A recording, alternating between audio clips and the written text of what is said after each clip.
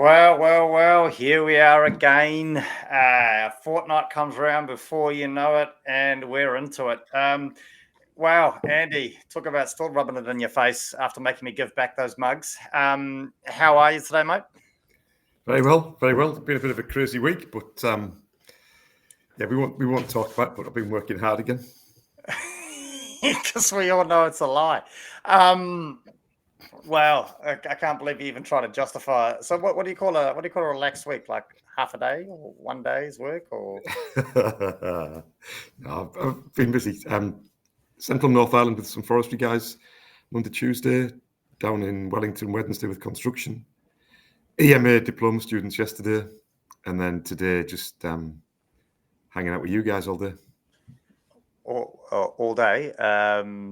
Mate, if that's how you consider a full day's work with a 1 hour show, I'm quite sure. No wonder. And yeah, you've been telling us you've been working hard. I tell you, not. I mean, Des, can you believe the audacity of this guy? Telling everyone he's spending all day with us when he's only going to spend no more than an hour. Shocking. Have you been, Des? I've been good. I've been getting into AI a lot over the last fortnight. I've been using Nice. ChatGPT as a bit of a study partner. It's been pretty cool. Awesome. Yeah. You are aware that that's how we run the show, right? AI. Yeah. Yeah. Cool. Awesome. Okay. Cool. I didn't for a second think that you put in any effort. Don't. I like it. Wow, shocking. I tell you, it's like an hour later of the day, and you folks have already warmed up real nice and fast and hard, eh? So, what have you been up to this past couple of weeks? Well, a bit hectic. And I tell you what I have worked out, Des, is I'm not as young as I used to be. I couldn't find the time to squeeze in 2 days at the Safeguard conference, but I did manage to get to the awards ceremony gala dinner on Tuesday night, which was great. Unfortunately, it didn't go the way for that we're hoping for some of our followers, and I didn't manage to get around the entire room.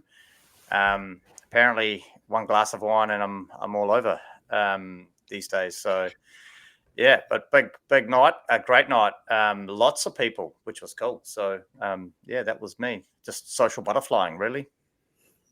Very good. Andy, how's young Oliver today? Oh, he's beyond excited. Beyond excited. What, that his dad's not working so hard, or with the anticipation of the safety show coming up. Yes. Because what he's really excited about is two things. Firstly, the amount of merch that's arriving, that's available at the show and on the website. And secondly, we found out yesterday that we can actually go and help set up the show on Sunday. So he's not at school, so he can come along and help us set it up. He's just so excited about that. Wow.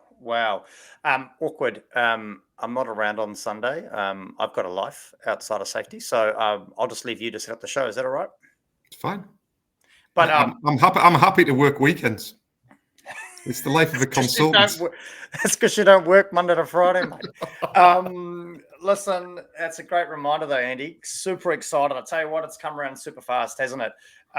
25, 26 of June. So that's next Tuesday, Wednesday at the Auckland Showgrounds. We will be there at the National Safety Show. Quite exciting. It's got Build NZ happening in one of the halls. It's got integrated facilities, I believe it is, in the other hall, and the National Safety Show, which is where we're going to be based out of. Super exciting. We'll be running our show live both days at 1:00 is the time that we're going to be going live there. So we'll be tuning in the special edition show on Tuesday and Wednesday. So watch those come up on our LinkedIn page shortly. And I believe we're also going to be lucky enough to open the speaker series both days. So a bit of a blur, bit of a whiz bang. No doubt we'll be coming in hot, unorganized, not prepared, and do what we do best and just spin some yarns. So can I just slot in there that to the people that will be going to the show just to meet me, I won't be there on the Wednesday, unfortunately. So make sure you come and see me on the Tuesday. Because you all know how consultants work, right? They claim to work a lot, but they only work half the time. Des and I, however, who actually hold down real jobs, we'll be there both days of the show. So feel free to pop in on Tuesday or the Wednesday if you want to see us. and we'll make sure Andy leaves the merch when he goes. Des, hey mate, listen, I think we should get into it, eh? So, do you want to take it away with our disclaimer? Yeah, I'd love to. And the last fortnight, I made an attempt to do some equity and diversity inclusion, and I chose to do the disclaimer in another language.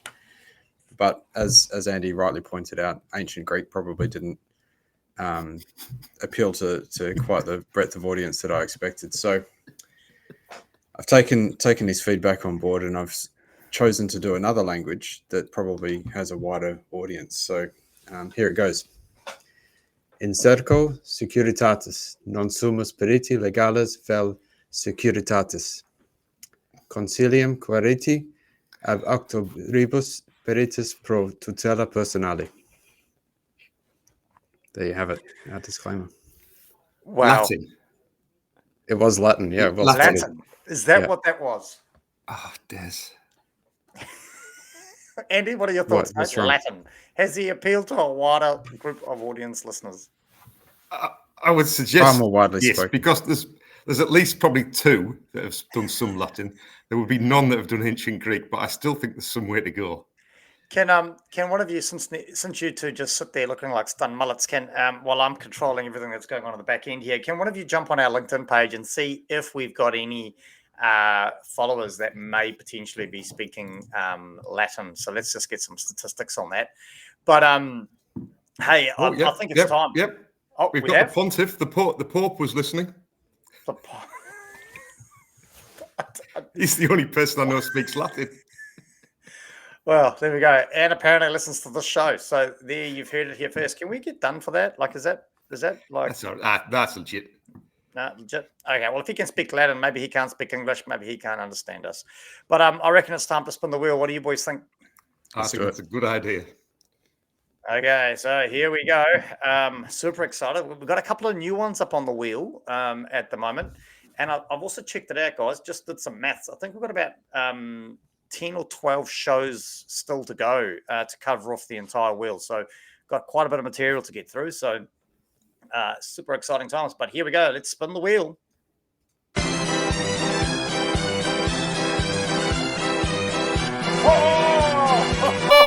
Oh, wow. It's almost like they could hear us talking about Andy's work. Are good intentions good enough? There we go. That is the topic for today. I mean, it's literally, it's a bit awkward talking about the amount of work Andy does or doesn't do. But Des, your initial thoughts on the topic?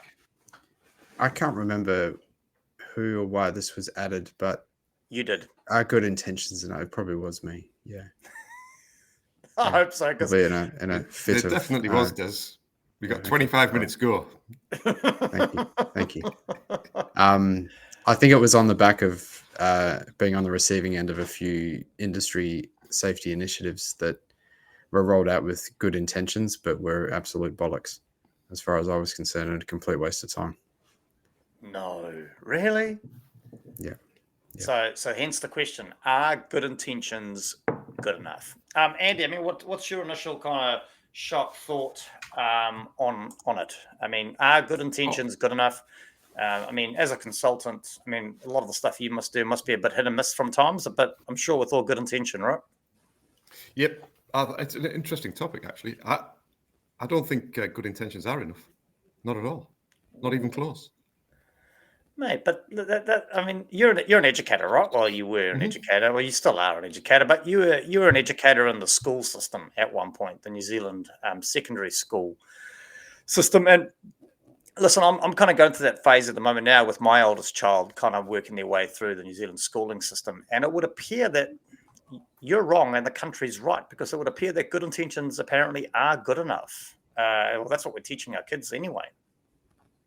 Well, which is very sad and tragic, and perhaps why I'm no longer in the education system. True, fair enough. That's a fair and reasonable statement, I guess. Wow, our good intentions. So, I didn't quite catch it. So, are you saying good intentions are good intentions enough? Do you think they are or aren't? I think they're nowhere near enough. You need, if you're going to roll something out as an initiative or some sort of requirement, having it solely backed by good intentions is disastrous. Interesting. I think we're going to have a bit of an interesting conversation on our hand, because it looks like you two are pairing up again, like you've done so far this morning. And I'm actually going to say I think good intentions are enough to start with. If you don't, Matthew Stagrove. Morning, Matthew. Matthew. Looks like it's 3 against 1 now, Brenton. Oh, I say bring it, because good intent. I'm going to try. See if we can get it 10 against 1. Come on, listeners. Good intentions, as Mr. Sadgrove has put up here. He won't be invited back for another special show, that's for sure. Good intentions are like New Year's resolutions, dreams without the resourcing. But listen, if we took that attitude, right, do you think we'd have airplanes? Somebody gave it a shot, right? Somebody had a crack, and let's be fair, when they invented airplanes, they had no idea that something could fly, right? Oh, I think you're not comparing like with like here. What do you mean? Somebody would have had a good idea, good intention, and given it a go. Yeah, but that's not enough. You still need wings. The intention, I'm going to fly. That's not enough. You stand there, you flap your arms, you don't take off. Yeah, but that's the starting point. So clearly it's not enough. As a starting point, absolutely. I don't have a problem with that. It's almost like having a target or a goal, isn't it? So,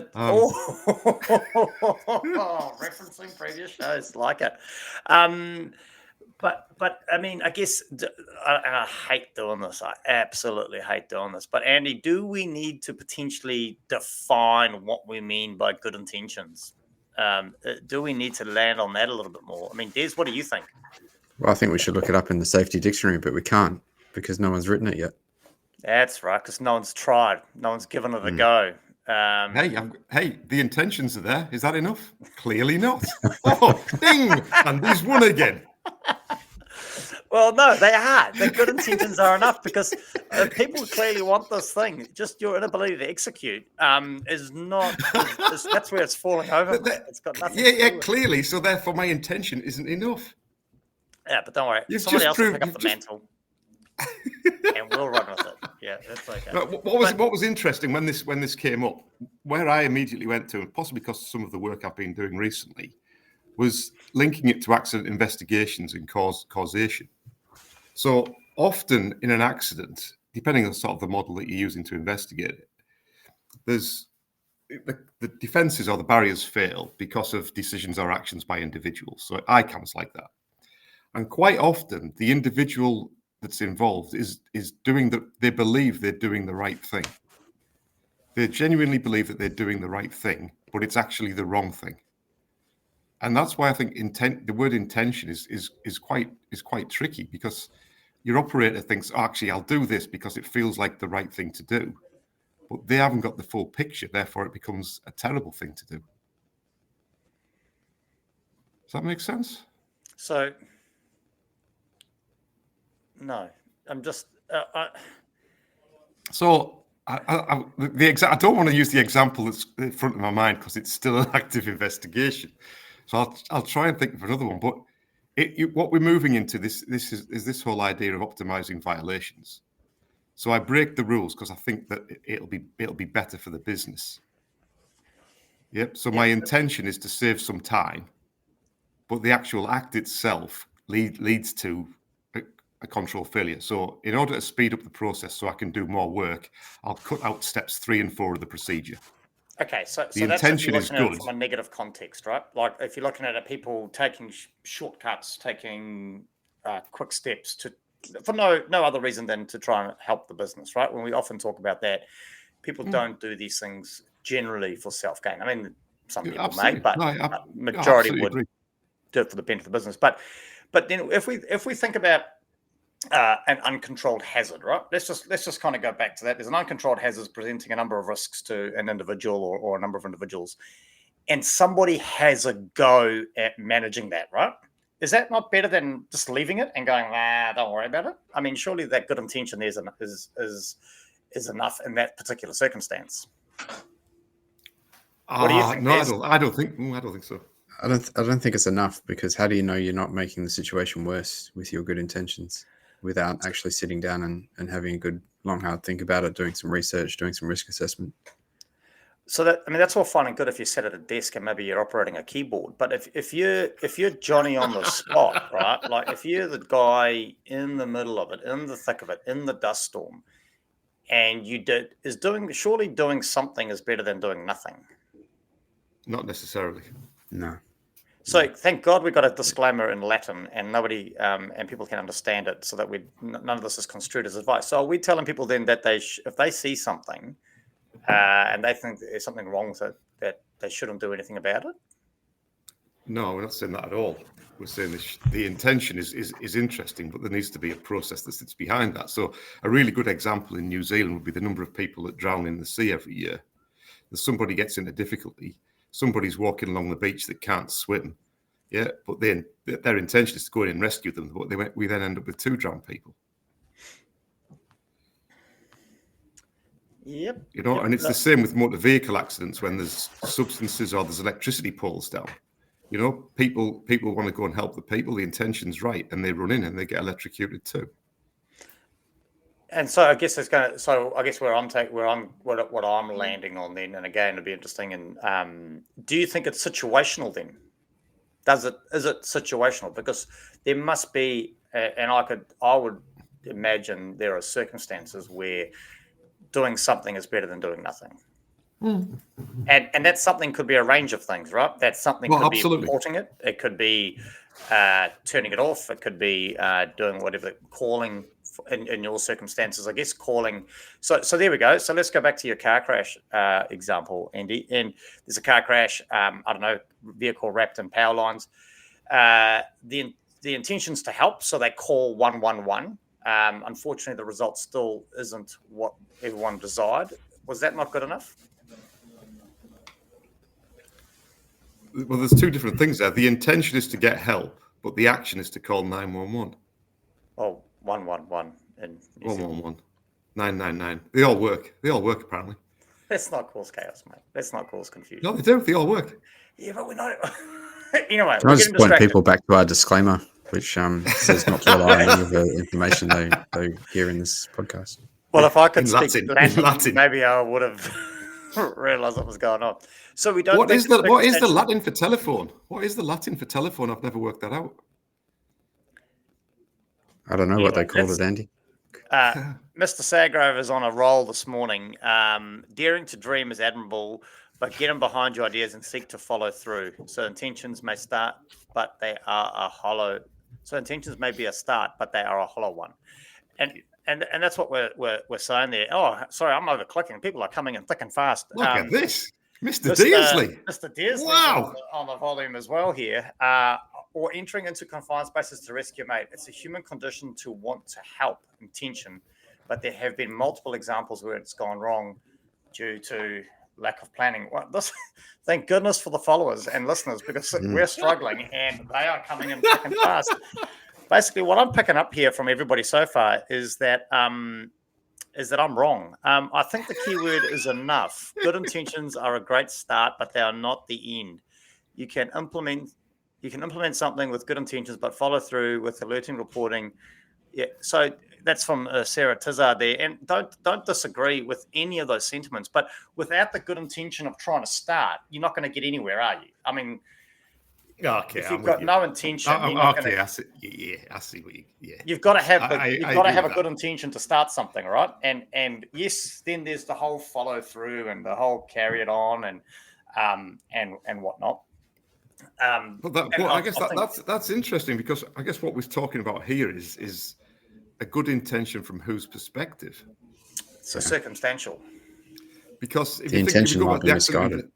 Yeah, absolutely. If you go back to the accident investigation, like say the ICAM model, the organisational factors at the best, the incompatible goals, so the cost between safety, the balance between safety and money, for example.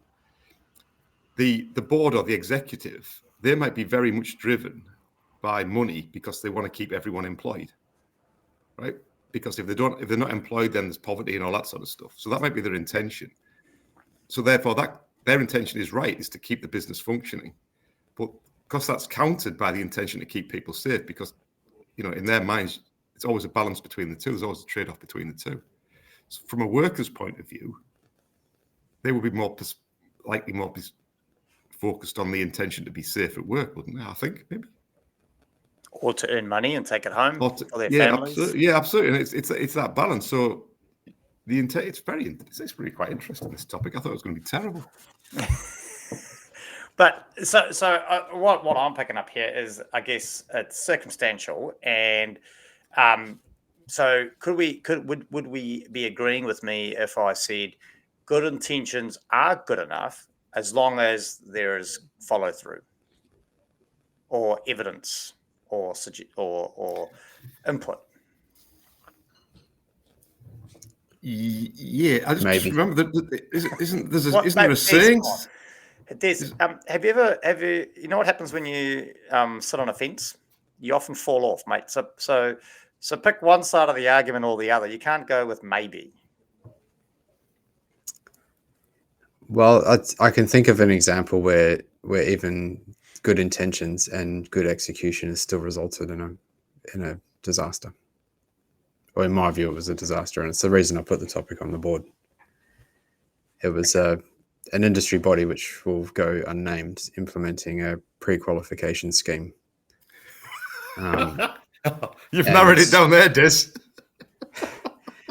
And the intentions were good, to simplify the process and make it more cost effective so that there wasn't double ups. But the actual result was a lot of contractors had to spend more money on completing a pre-qualification, doing it more often, and it didn't actually eliminate any pre-qualifications. It just added a whole swathe of new pre-qualifications. And it's been hailed as a success. I would actually call it an abject failure. But the intentions were good. The rollout was comprehensive. It was well resourced. It's a complete waste of time. And is that maybe because there's so let's just keep using that example as the example. So had they done that, had they rolled it out with all the good intentions in the world, had they taken on board, I don't know, maybe your feedback, let's just narrow it down there, and realized that maybe there was some flaws in the good intentions and made some changes, would that have been good enough then? The good intention was the start, right? The good intention was to start, but it was just completely misguided intention. I think that should never have started. Wow. Okay. That leads us down to some. Really, I remember having this conversation with you at the time, Des. So are we suggesting that? Always. Oh well, it's taken a while for this topic's been on the wheel for some time, and in Des's defence, Andy, it's only just popped up on the wheel. I'm feeling bad because we should have gerrymandered the wheel because it's been building up inside him. This. Are we bringing back some PTSD? Maybe. I think so. We might need to rally round him after the show. But I guess my worry is if we go in with the argument that good intentions aren't enough, is that going to stop people from trying? I don't think so. But what if they're worried about failure? What if they're worried about it not being a success? What if they're worried about the ridicule they might receive from a podcast such as this about their good intentions? I mean, will we stop people from trying? I don't think so. But I think it's a reasonable thing. It was funny because I mentioned the pontiff earlier, and I know we've sort of tried to steer away from religion in this show, but talking about this, it just reminds me of a saying. The saying is, "The road to hell is littered with good intentions." And what's wrong with hell? Might I ask you? That's quite a well-known saying that's out there. It's a very old saying. And I think there's some truth in it. It sort of a little bit ties in with no good deed goes unpunished. It's this whole idea that your intentions might be good, but they're not good for everybody. But because you're only seeing it from your point of view, they might see it differently. you don't think you again my nervousness if we go down this road too far and tell people we're condemning them to hell because of their good No, intentions. I'm not. Hey, I'm not condemning. Whoa! Back it up, man! Back it up. I did not condemn anyone to hell. I was just quoting an old saying that says the road to hell is littered with good intentions. Yeah, but if we start kind of going down that bandwagon and jumping on it, are people going to stop trying? And to be fair, I think we need to try harder because we obviously in New Zealand in particular, anyway. I mean, globally, you could argue maybe some have got some true and tried methods and are making a difference and things are going in the direction that they need to be going, But I would argue we've got a bit of work to do here, not only from a coalface perspective, but regulatory clearly as well. And there's some, but people have to give it a crack, right? You've got to surely we've got to give something a go, otherwise we'll never know. No, I'm not saying don't give it a go. Absolutely give it a go, but just give it a go. But then you're telling me I'm going to go to hell if I go. No, I did not say you're going to go to hell. Oh, I just said the road to hell was littered with good intentions. I didn't say go to hell. I've said it now. There we go. Thank you, Matthew. Thank you, Matthew. I'm not even going to read Matthew's comment. Des, I mean, any further thoughts on? I mean, do you not think that we were going to be putting people off having a crack at doing better by kind of going away from those good intentions for fear of ridicule and rejection? I just think people need to be more considered. It's not enough at the end of it, whether it goes right or wrong, to say, but my intentions were good. They need to be a lot better considered. And this idea that that's all you need is good intentions just simply isn't enough. And there seems to be, I've noticed it coming from Australia to New Zealand, a propensity in New Zealand to consult and go through that process and then just implement whatever you want. Just so long as you've consulted, it's okay. And it's very positive in some senses, but really you can just go through that process and just implement whatever your intentions were in the first place without taking on board any of that consultation. And it's problematic, to say the least. Fair enough. I thought in hindsight, because I didn't want to stop people, good intentions for commenting on our live show, I thought I'd bring up Matthew Sagro's third comment for the show. Thank you. That's one of the best comments we've ever received, that one. I think good intentions are one form of inertia toward positive change. Compliance pressure is another. I suppose you could say in this chaotic but lovable show. What? Now we're getting personal, but lovable. I do love the lovable, but compliance has good intentions, but is auditing enough? And I guess that's where we're kind of going with it, right? I think we're landing in a very similar sort of space where if we're only relying, would this be a fair wrap up then of what you gentlemen are saying? If we're only relying on good intentions and good intentions alone, that is probably not enough, right? But absolutely, there is a place for good intentions as long as it's backed up with some kind of forethought, some kind of follow through, and not academia, but some kind of actual drive to get it set through to completion, right? I think I agree with that. I think good intentions are far more palatable than evil intentions. Good intentions are more palatable than evil intentions. Are you okay? Like, you seem to be going really, like, ever since you've brought up the pontiff this morning, you are going down a very, very narrow road here, my friend. Well, you'd agree with that, wouldn't you? Good intentions better than evil intentions? Well, it depends. Again, this is all context, right? If you're Dr. Evil, right?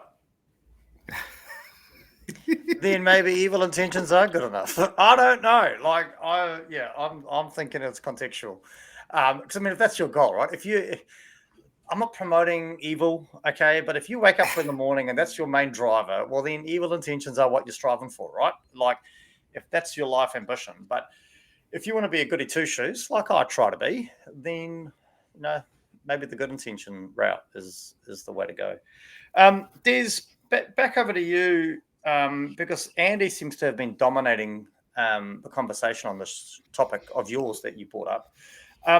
Do you think then that good intentions have a place in Safetyville? And if so, do you want to maybe let us know where you think they may sit? I think they do have a place. They just seem to attain a lot more preeminence than they should.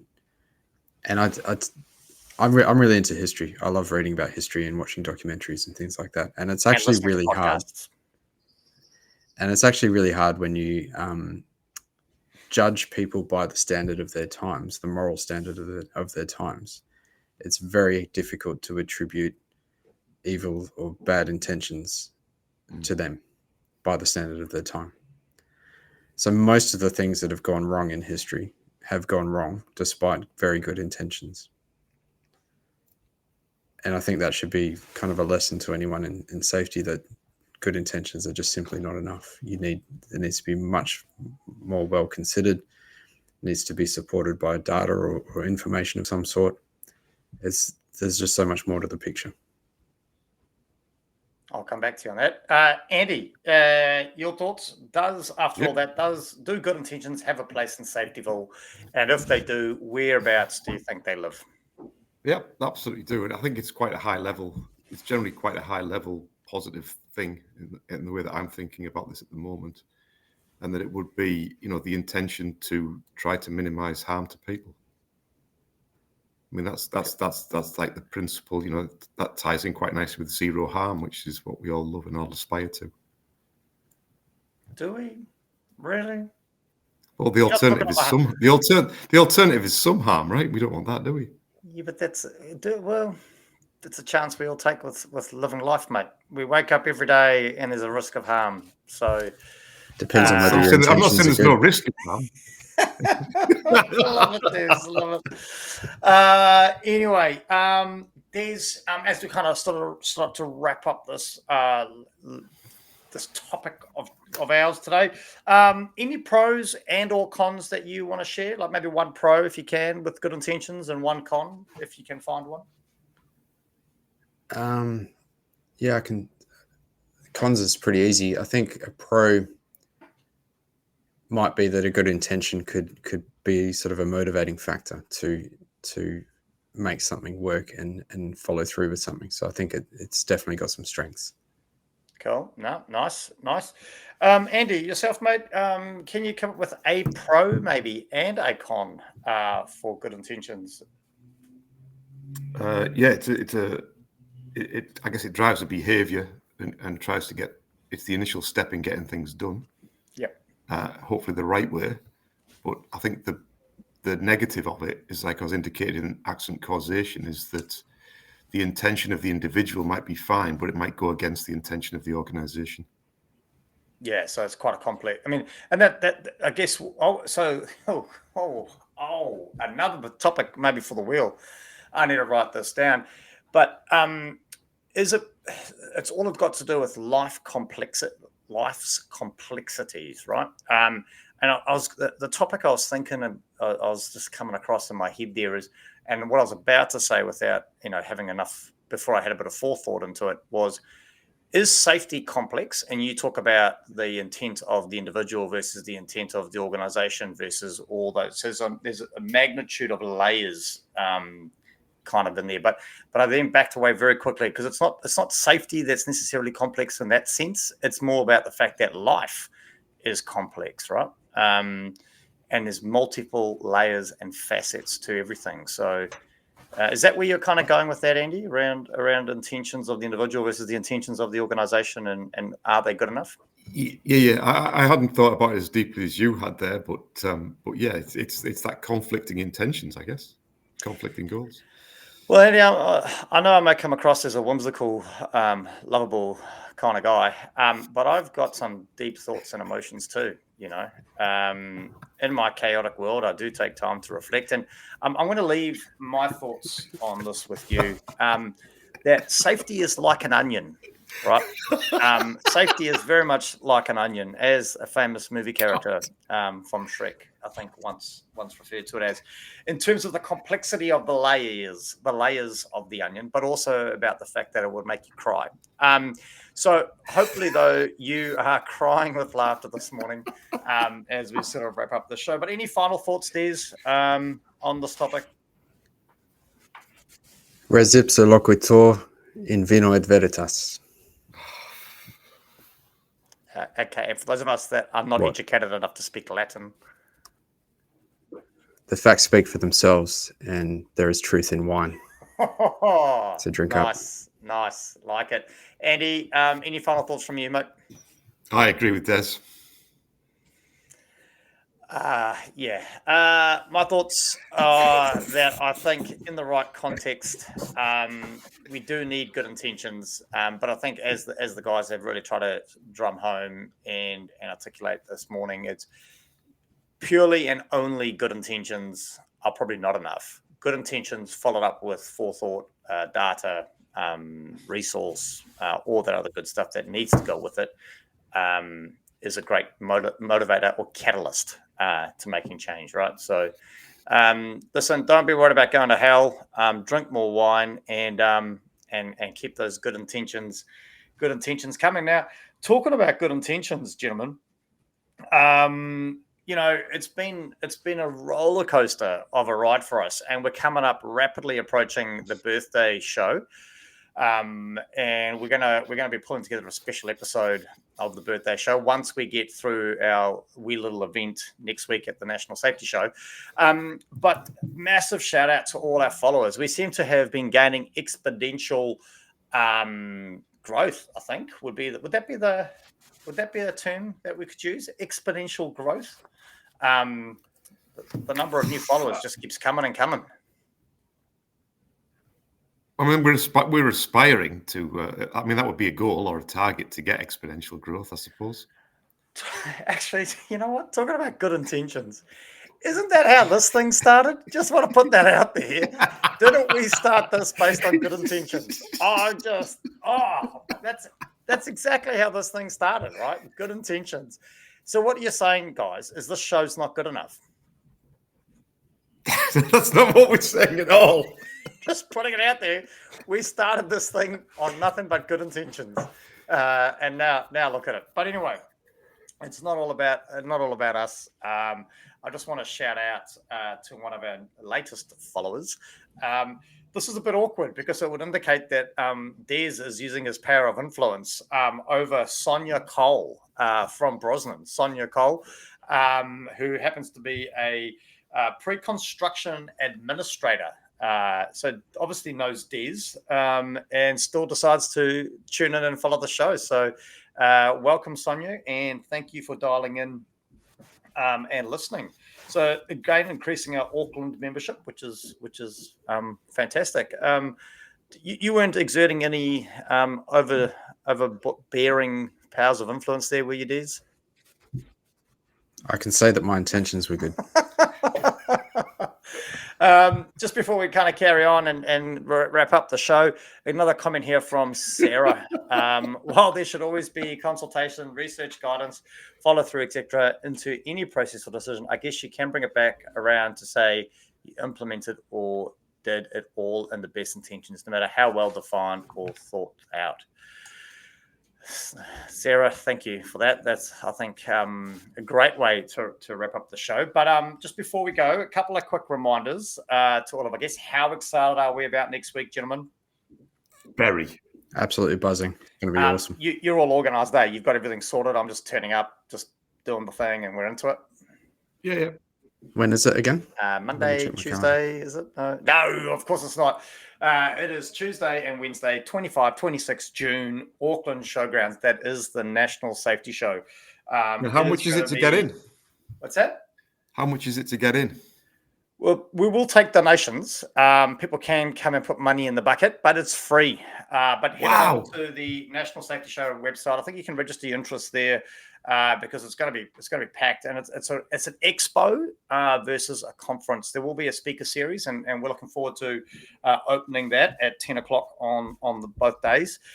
We will be running our show live from the National Safety Show at 1 o'clock both afternoons, which is quite exciting. And it's collated, is the word, collated with Build NZ and Facilities Integrate shows. So in one of the halls, you've got Build NZ. One of the halls, you got Facilities Integrate, and then you got the National Safety Show in another hall. So if you are in anything to do with facility management, building, construction, or you just want to come hang out with us, it's going to be the place to be. Auckland Showgrounds, 25, 26 of June. Going to be an absolute cracker.